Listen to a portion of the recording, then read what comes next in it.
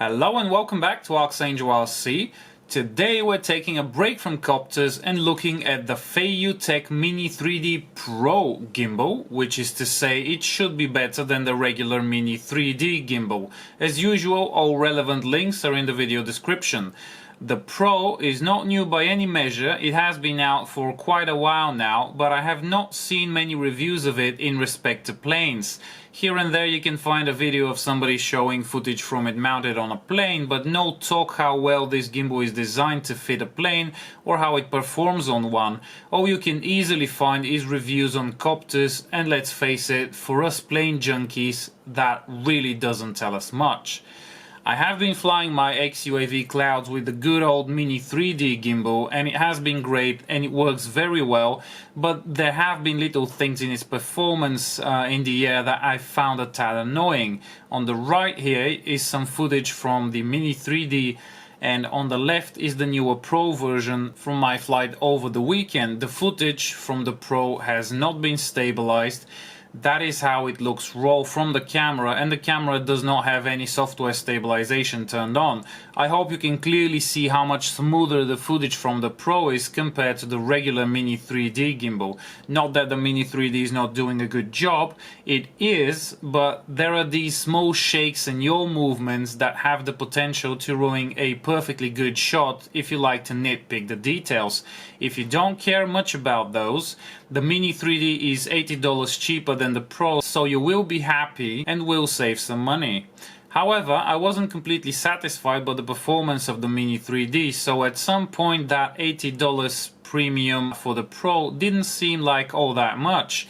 That is even more true when you consider that you're getting narrower mounting plates, which makes the gimbal more compact and makes it easier to mount. You also get a noticeably larger and stronger yaw motor, which makes a world of difference in flight, as you can see from the footage. And you also get unlimited 360-degree rotation, made possible by the use of a slip ring in the Pro version, and those are not cheap.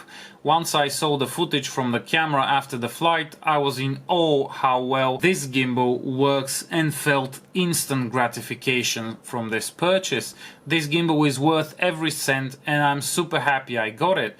In some situations the footage looks so smooth that I can only compare it to that from my Phatom 3 Pro, and you absolutely cannot get that one high or far enough for those cloud shots without first physically getting near them yourself. Yes, the gimbal still has some roll drift during turns, but that is also much better handled than on the old version, and I actually like this effect on a plane. Makes the movement feel much more natural and smooth.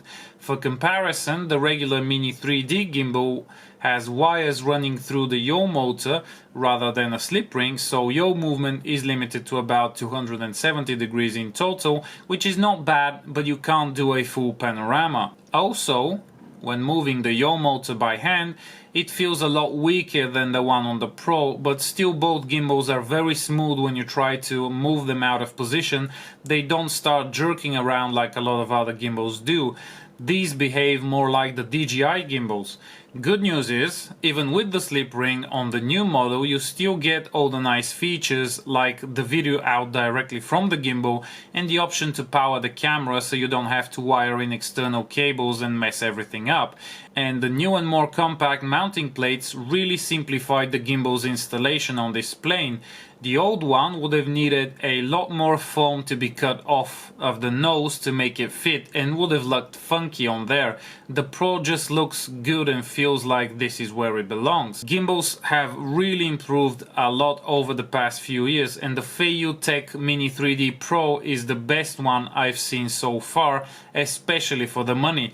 Getting footage that smooth on a plane is no easy task, and I can tell you that this gimbal is definitely worth its premium. I just may have to get a second one to mount on one of the other planes, but also to have a spare in case something goes wrong with the XUAV clouds, as those long and high flights always carry the risk of losing the plane with everything on it, no matter what precautions you take.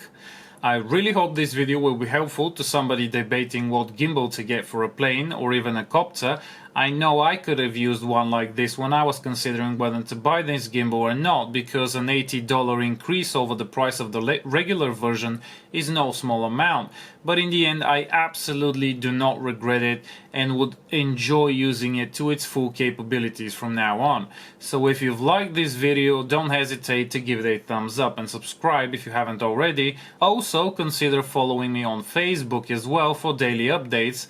And as always, if you would like to buy any of the items featured in this video, I would very much appreciate the support for my channel if you do it via the links in the description below. I wish you safe flying, and I will see you next time.